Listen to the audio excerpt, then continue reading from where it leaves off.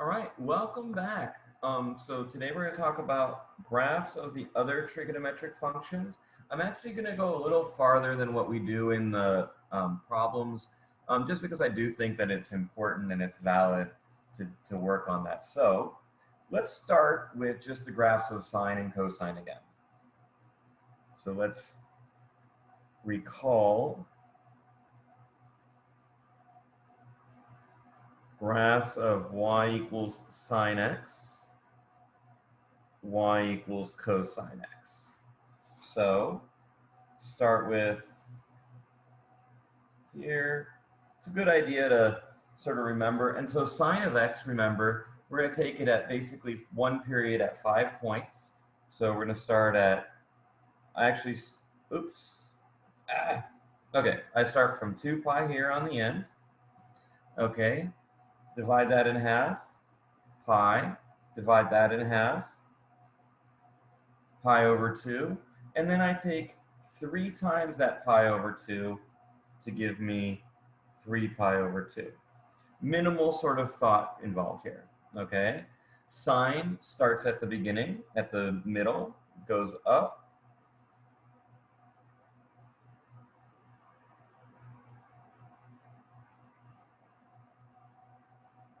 Okay, so this is y equals sine of x. Okay, let's okay. So now from sine of x, we're actually going to build the cosecant graph. Okay, so remember cosecant of x is 1 divided by sine of x. So what I'm going to do is I'm going to draw some asymptotes here where the sine equals 0, and then the cosecant is just going to go and be the reciprocal of that. So that's going to end up being like so.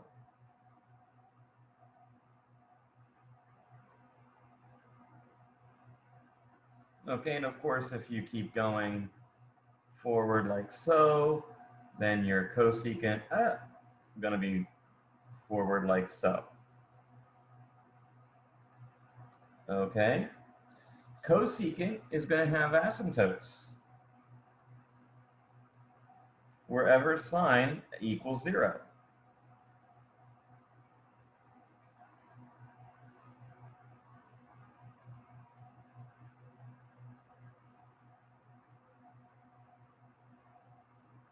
So x equals 0, pi, 2 pi, and so on and so forth.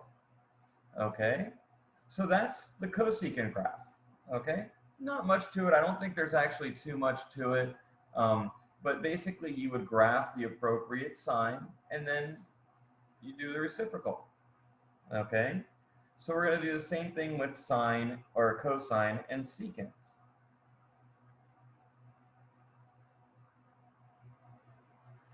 Again, I'm going to go start here. 1 full period is 2 pi. Half of 2 pi is pi. Half of pi is pi over 2. And 3 times pi over 2 is the magical 3 pi over 2. See how that doesn't take any thought? Okay. Cosine starts at the top of its graph and goes down. Okay.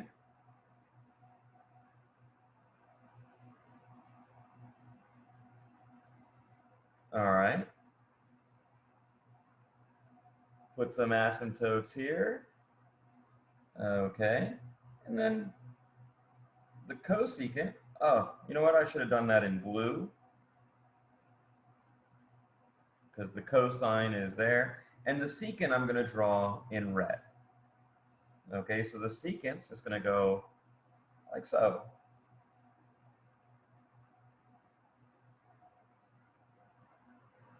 Okay, not much to it. I don't even think there's really too many problems in the section on it, but I still want y'all to know that, okay? So now let's get into, well, yeah, let me do this. Let me make these a little smaller because we want to talk about the tangent.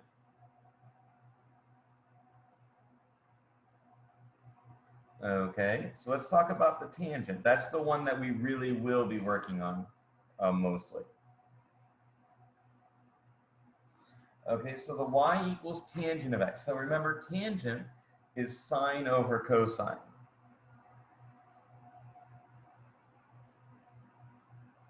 Okay, so the tangent graph, let me draw it in here.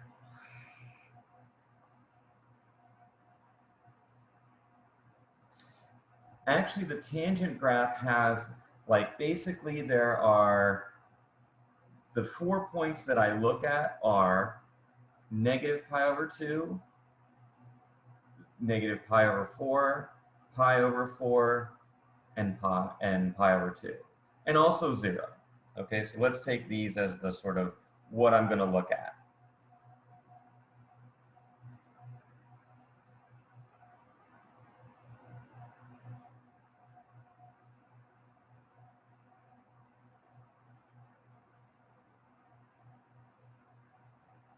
Okay, so now at pi over 2 and negative pi over 2, I'm going to notice something. Let me go back to this cosine graph. And I notice that when x is negative pi over 2 or x is pi over 2, cosine is 0, right? Cosine here is 0. Okay, go in blue here real quick. Okay, so that means that I'm going to have asymptotes, vertical asymptotes for the tangent there. Okay.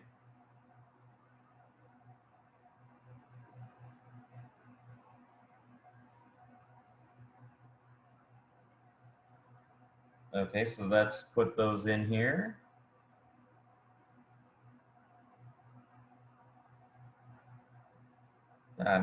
That's not symmetric. Bothers me.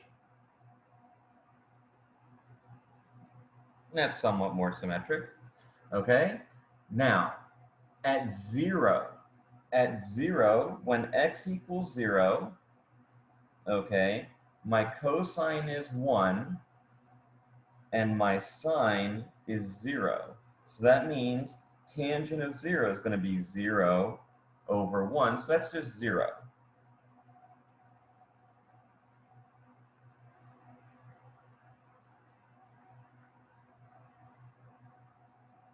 Let me put that down here.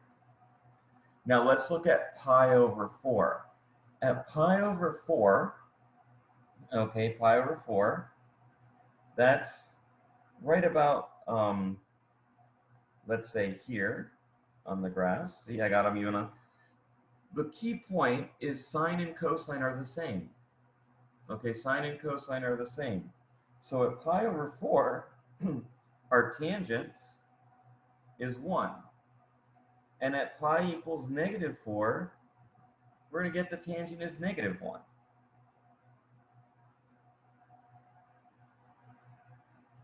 Okay, so our tangent graph kind of actually looks like an x cubed graph, except for it has these asymptotes going on. Okay, and this is actually, while sine and cosine are 2 pi periodic, tangent is pi periodic.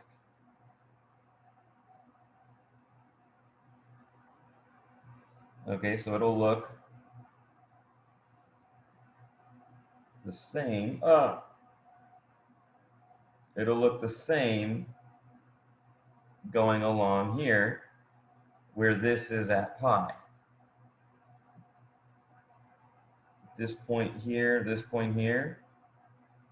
that was pi over 4, 1, negative pi over 4, negative 1. This point here is now going to be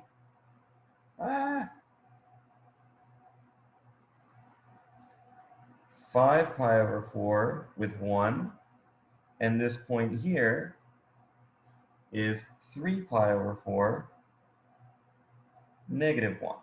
Okay, and it'll just keep going that way periodically. Okay, all right, I think I'm running out of space. I'm going to go ahead, we'll go to a new video, we'll talk about the cotangents.